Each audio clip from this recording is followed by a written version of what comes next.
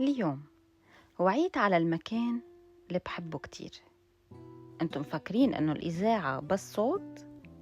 جربوا تفيقوا على 4 الصبح، تلبسوا على السريع وتروحوا على عالم ما حدا بيشوفكن فيه، بس في آلاف من الأشخاص بحسوا فيكن من وراء هالصوت.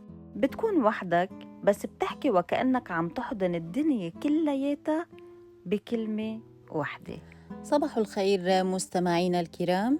كل يوم صوتي بيكون مرايتي.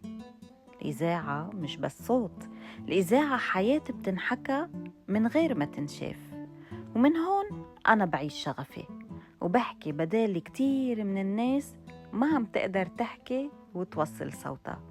فصوتي اليوم هو صوتكن.